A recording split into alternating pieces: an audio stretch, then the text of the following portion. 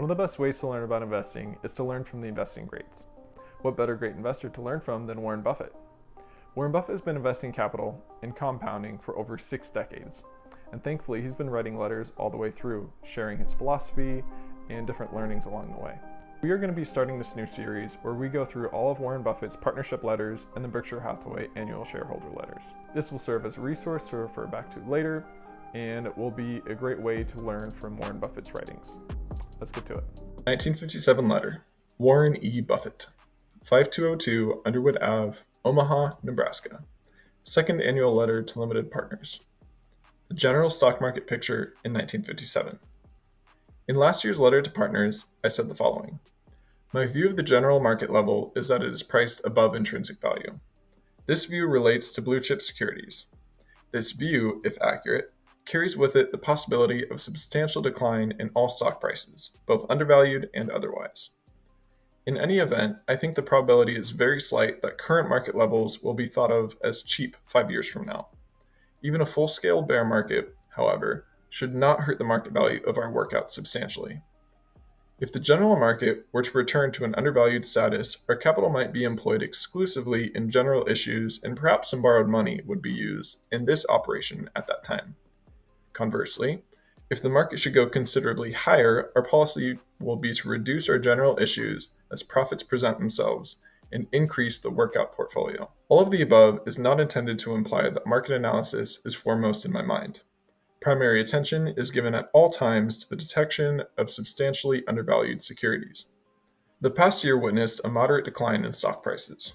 I stress the word moderate, since casual reading of the press or conversing with those who have had only recent experience with stocks would tend to create an impression of a much greater decline. Actually, it appears to me that the decline in stock prices has been considerably less than the decline in corporate earning power under present business conditions. This means that the public is still very bullish on blue chip stocks and the general economic picture. I make no attempt to forecast either business or the stock market. The above is simply intended to dispel any notions that stocks have suffered any drastic decline or that the general market is at a low level. I still consider the general market to be priced on the high side based on long-term investment value. Our activities in 1957. The market decline has created greater opportunity among undervalued situations so that, generally, our portfolio is heavier in undervalued situations relative to workouts than it was last year. Perhaps an explanation of the term workout is in order. A workout is an investment which is dependent on a specific corporate action for its profit rather than a general advance in the price of the stock, as in the case of undervalued situations. Workouts come about through sales, mergers, liquidations, tenders, etc. In each case, the risk is that something will upset the apple cart and cause the abandonment of the planned action, not that the economic picture will deteriorate and stocks decline generally. At the end of 1956, we had a ratio of about 70 to 30 between general issues and workouts. Now it is about 85-15. During the past year, we have taken positions in 2 situations which have reached a size where we may expect to take some part in corporate decisions. One of these positions accounts for between 10% and 20% of the portfolio of the various partnerships, and the other accounts for about 5%. Both of these will probably take in the neighborhood of 3 to 5 years of work, but they presently appear to have potential for a high average annual rate of return with a minimum of risk. While not in the classification of workouts, they have very little dependence on the general action of the stock market. Should the general market have a substantial rise, of course, I would expect this section of our portfolio to lag behind the action of the market. Results for 1957.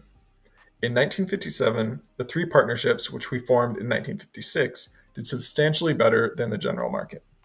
At the beginning of the year, the Dow Jones Industrials stood at 499, and at the end of the year, it was at 435 for a loss of 64 points.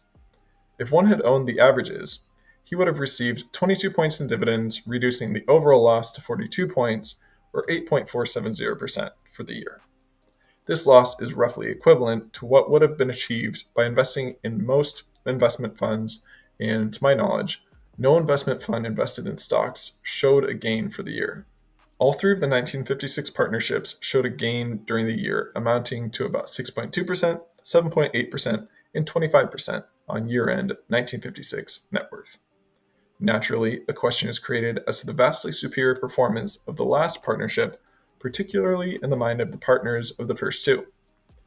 This performance emphasizes the importance of luck in the short run, particularly in the regard to when funds are received. The third partnership was started the latest in 1956, when the market was at a lower level and when several securities were particularly attractive. Because of the availability of funds, large positions were taken in these issues, whereas the two partnerships formed earlier were already substantially invested so that they could only take relatively small positions in these issues. Basically, all partnerships are invested in the same securities and in approximately the same percentages. However, particularly during the initial stages, money becomes available at varying times and varying levels of the market, so there is more variation in results than is likely to be the case in later years. Over the years, I will be quite satisfied with a performance that is 10% per year better than the averages. So in respect to these three partnerships, 1957 was a successful and probably better than average year. Two partnerships were started during the middle of 1957, and their results for the balance of the year were roughly the same as the performance of the averages, which were down about 12% for the period since inception of the 1957 partnerships. Their portfolios are now starting to approximate those of the 1956 partnerships, and performance of the entire group should be much more comparable in the future. Interpretation of results. To some extent, our better than average performance in 1957 was due to the fact that it was a generally poor year for most stocks. Our performance, relatively, is likely to be better in a bear market than in a bull market, so that deductions made from the above results should be tempered by the fact that it was a type of year when we should have done relatively well. In a year when the general market had a substantial advance, I would be well satisfied to match the advance of the averages. I can definitely say that our portfolio represents better value at the end of 1957 than it did at the end of 1956. This is due to both generally lower prices and the fact that we have had more time to acquire the more substantially undervalued securities, which can only be acquired with patience. Earlier, I mentioned our largest position, which comprised 10% to 20% of the assets of the various partnerships. In time, I plan to have this represent 20% of the assets of all partnerships, but this cannot be hurried. Obviously, during any acquisition period, our primary interest is to have the stock do nothing or decline rather than advance. Therefore, at any given time, a fair proportion of our portfolio may be in the sterile stage. This policy, while requiring patience, should maximize long-term profits. I have tried to cover points which I felt might be of interest and disclose as much of our philosophy as may be imparted without talking of individual issues. If there are any questions concerning any phase of the operation, I would welcome hearing from you.